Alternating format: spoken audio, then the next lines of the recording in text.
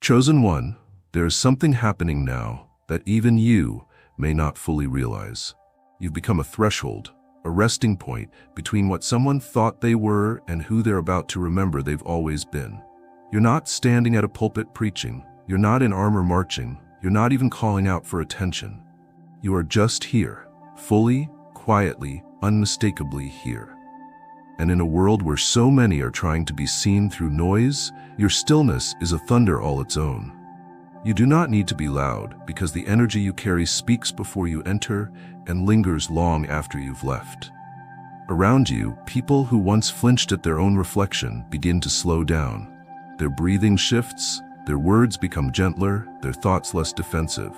They don't even know why at first, but something inside them, the ancient part that remembers truth, recognizes you not as a stranger, but as a sanctuary. You have become a still pool of water to souls that have only known waves.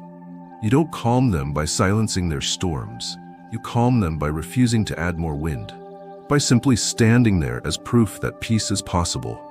There are women who've forgotten the sound of their own voice, whose stories were stolen before they ever learned how to tell them. And when they come near you, something stirs. Not in their body, but in their spirit. It's subtle, like the first warmth of spring air after years of cold. They don't feel scrutinized or appraised. They feel witnessed, not for their shape or their beauty or what they can offer, but for their presence. And in that quiet witness, something broken begins to mend. Not because of anything you do, but because of what you don't do. You don't pull, you don't press, you don't fill silence to relieve your own discomfort. You simply hold space. And that, chosen one, is what makes you rare. In a world addicted to fixing, your refusal to interfere becomes healing. Your calm gives others permission to feel what they've buried, to stop performing, to just breathe.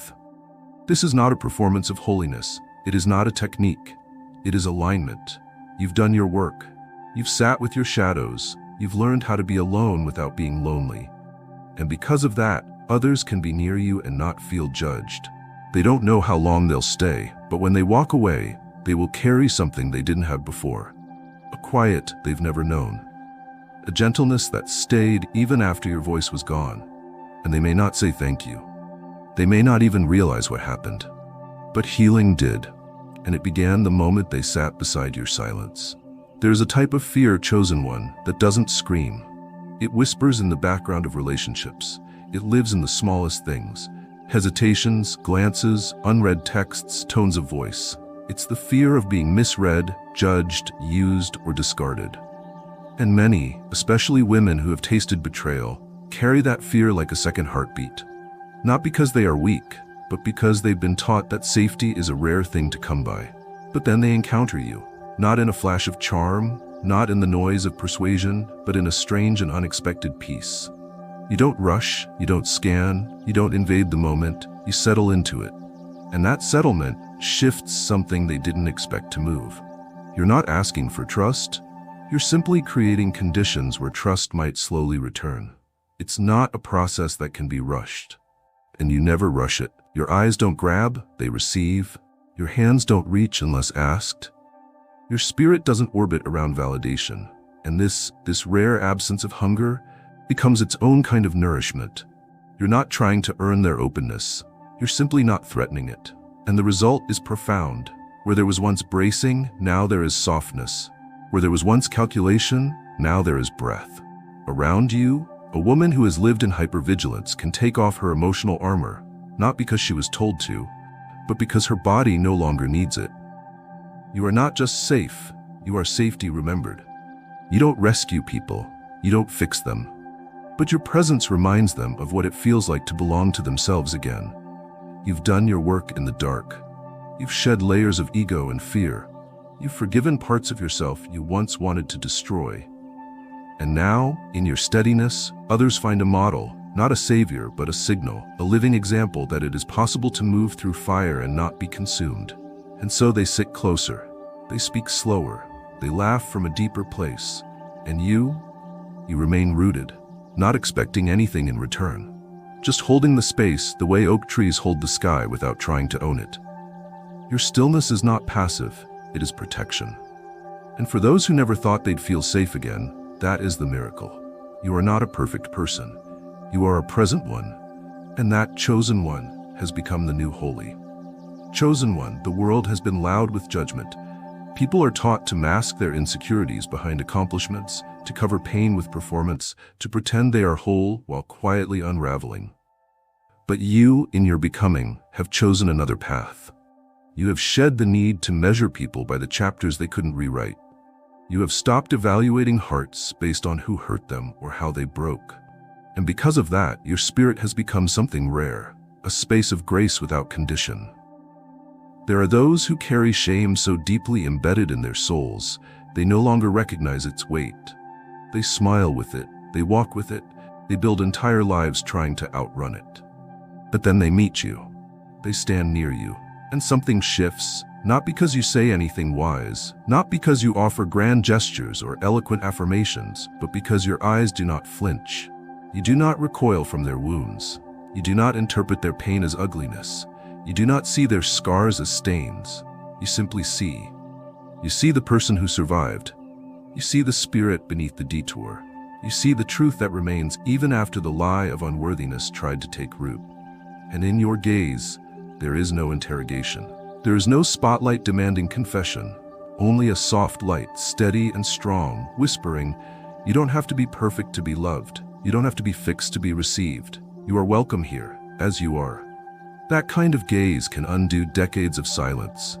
That kind of presence can melt the most hardened shame. You have become someone others do not fear revealing themselves to. You are not a confessional. You are not an escape.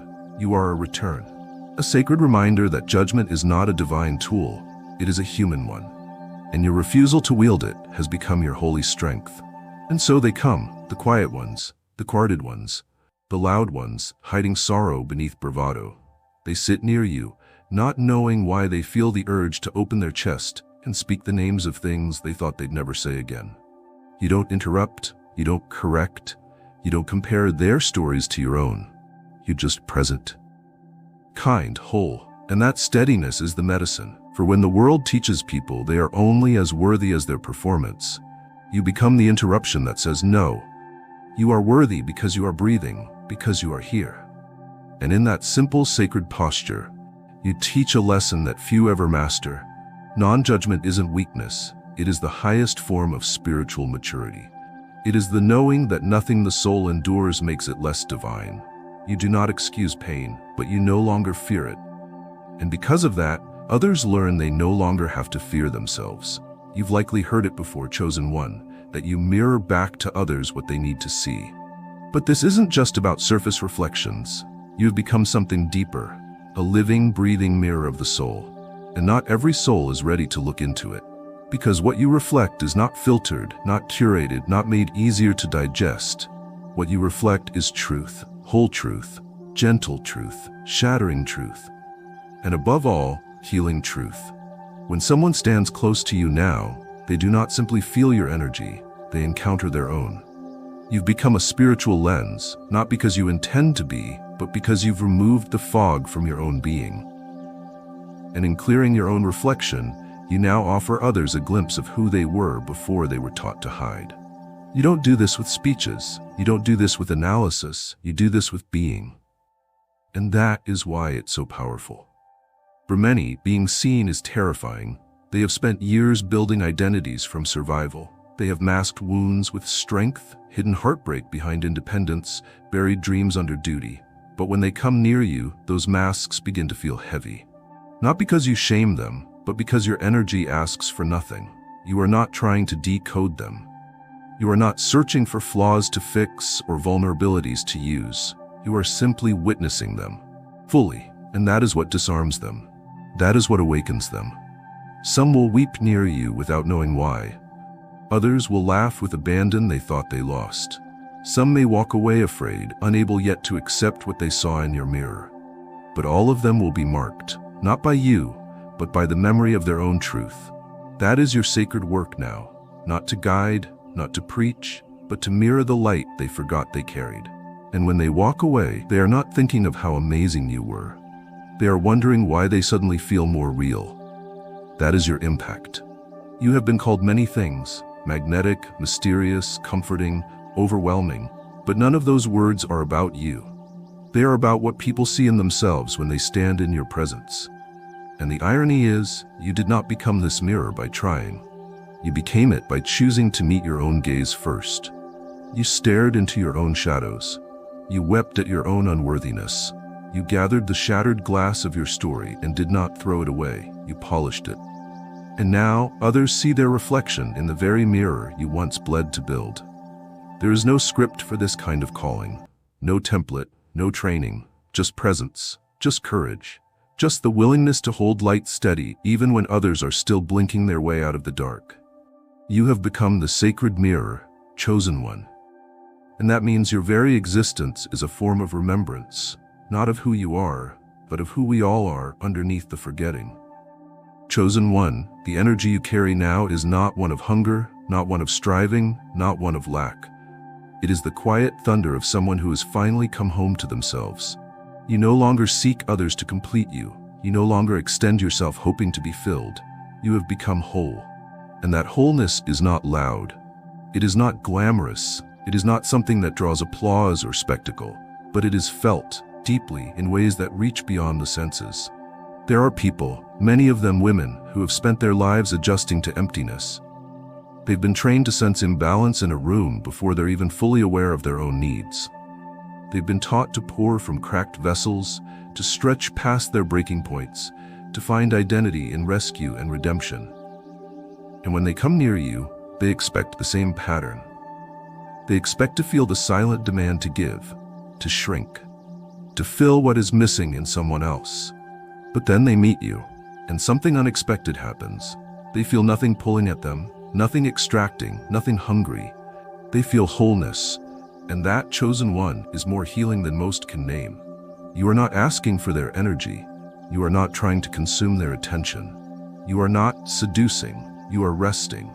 And that rest becomes contagious. In your presence, a woman feels that maybe she doesn't need to be so alert. Maybe she doesn't need to explain every emotion. Maybe she can just be. And that maybe becomes the beginning of restoration. Because when someone sees wholeness in another, it awakens the forgotten truth that they too were born whole. You do not fix them. You do not complete them. You reflect back the parts of themselves that they thought they had to hide in order to be loved. And you do this not by telling them who they are, but by being so certain of who you are that it reminds them of what certainty feels like. Your energy has become a spiritual tuning fork. It rings with truth, and others begin to find their harmony simply by standing close enough to hear the note. There is no arrogance in this, no pride. You are not performing divinity.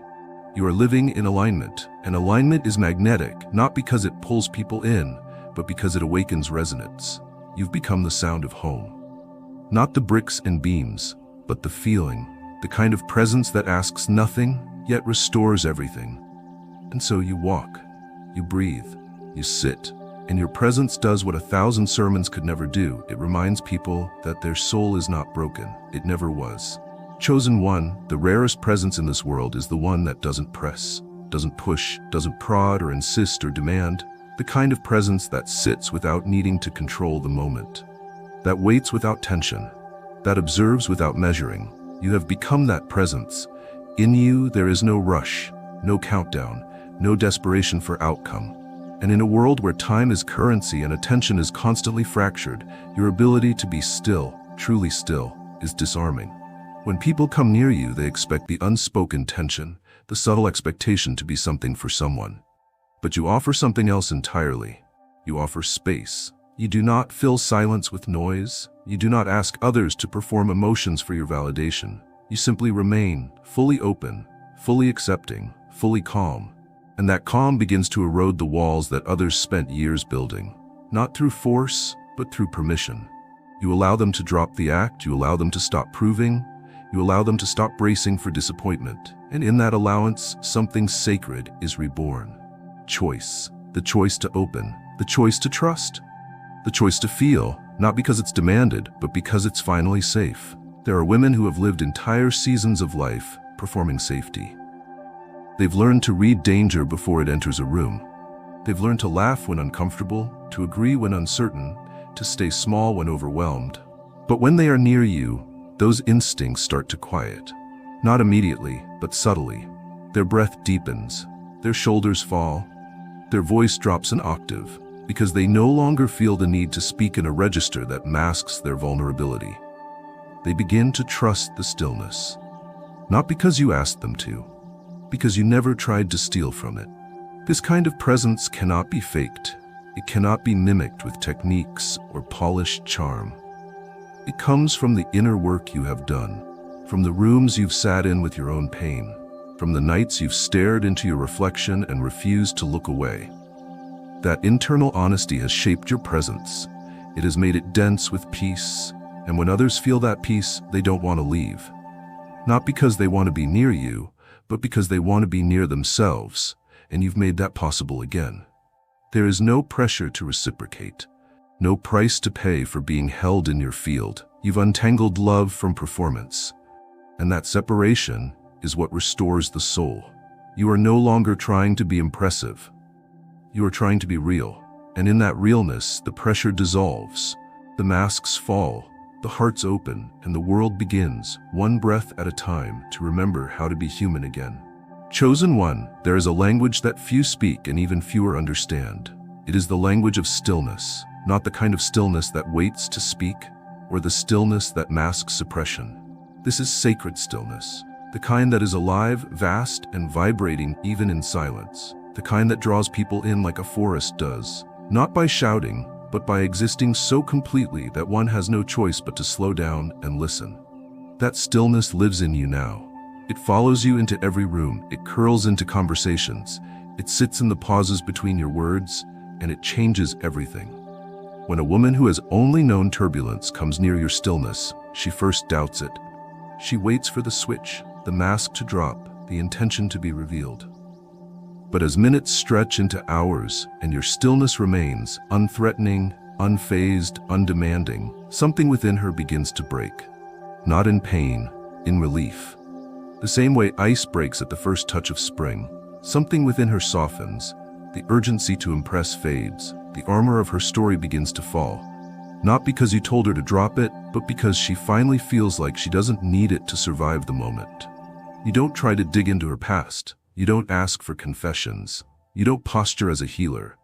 And yet, she finds herself releasing burdens she never planned to speak aloud.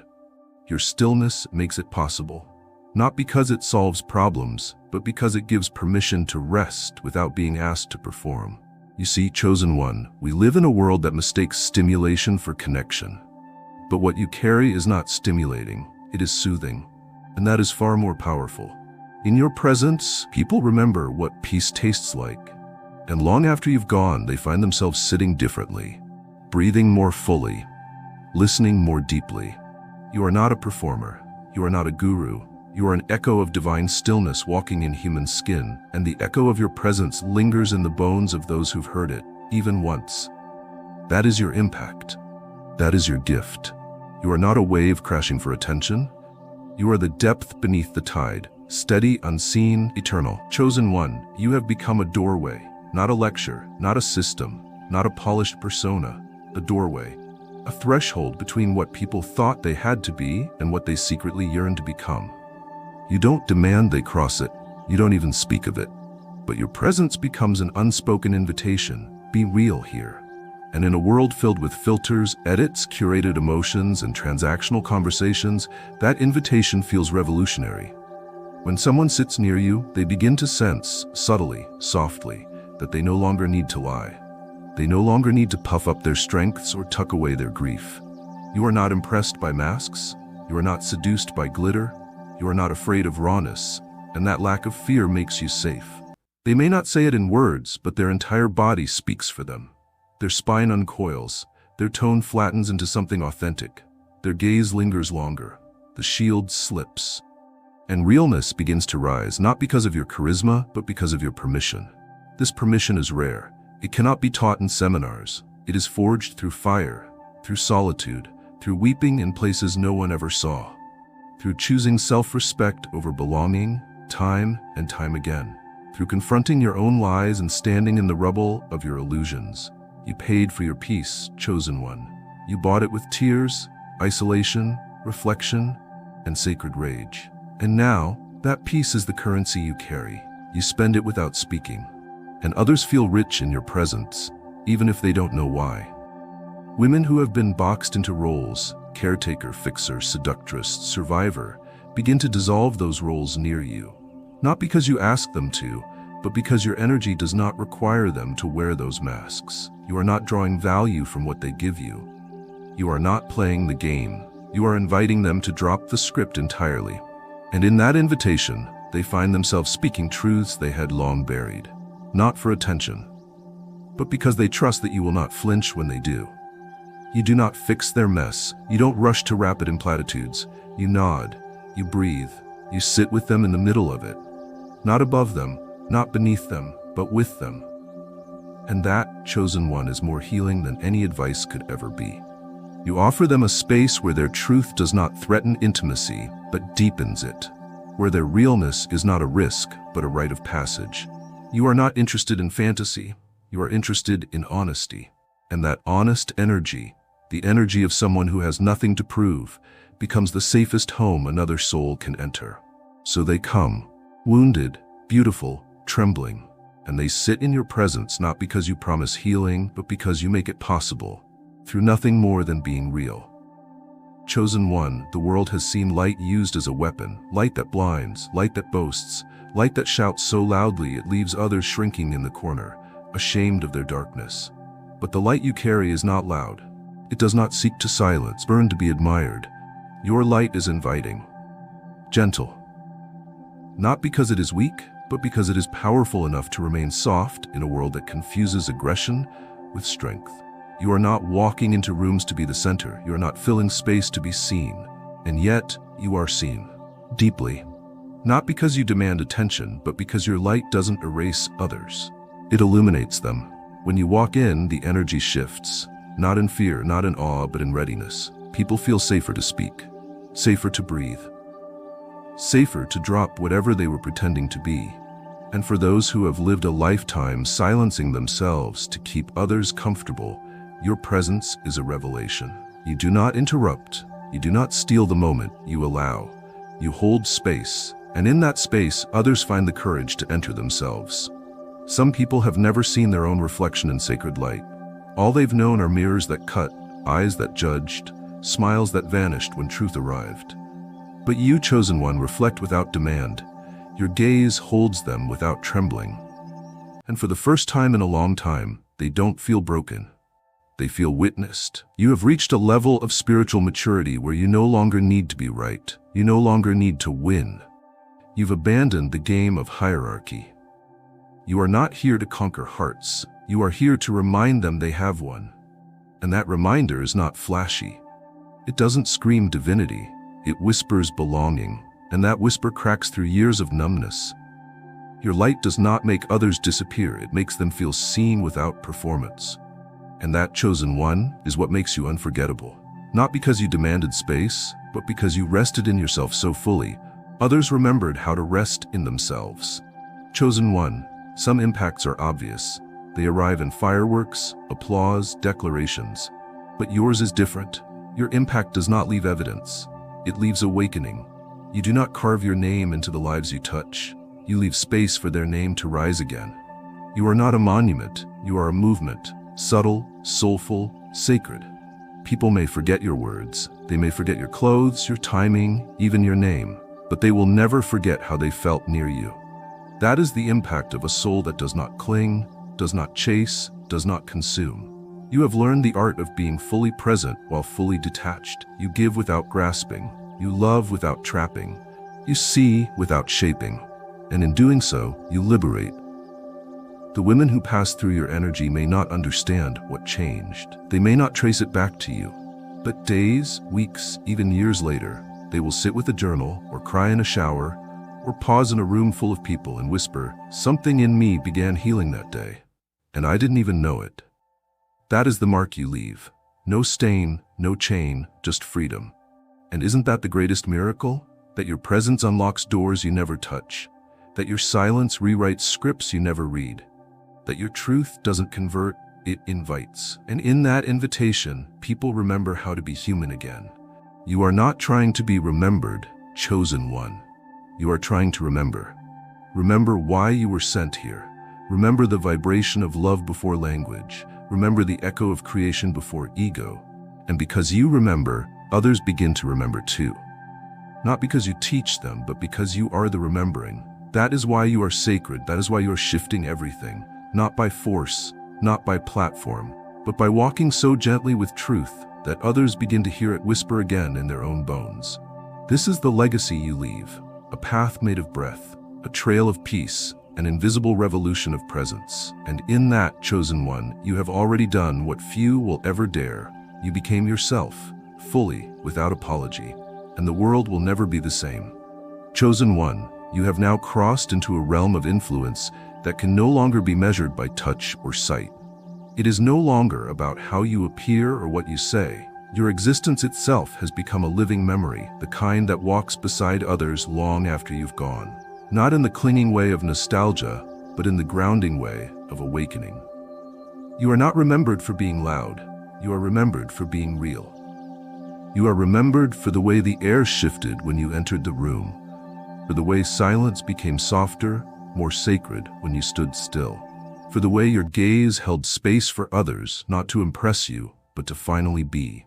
There is something eternal about the way people now speak your name, even if only in their hearts. Because when they encountered you, they didn't just meet a person. They met a threshold, a line between what they thought they deserved and what they now know is possible. You did not sell them hope. You simply embodied it. And because of that, something deep in them awakened. A hunger to return to truth, a yearning to shed the performance, a desire to walk with the same quiet dignity that you carried like a mantle made of wind and fire. And women, especially those who had grown used to being only partly seen, now remember you as something more than a man. You became an atmosphere, a sanctuary with skin, a whisper of what the soul had always longed for but didn't know how to name. Around you, they found the courage to be soft again, to be honest, to release the armor, not because you demanded it, but because your presence made anything less feel unnecessary. You never tried to fix them, you simply saw them. And to be seen like that, it's the kind of thing that stays in the body for a lifetime. Even if they never say it aloud, they remember the way you looked at them without hunger or calculation. The way your words never dripped with performance, but glowed with purpose. The way you weren't trying to dominate the moment, you were present within it. And because of that, you became more than a passing experience. You became a shift. You became a turning point.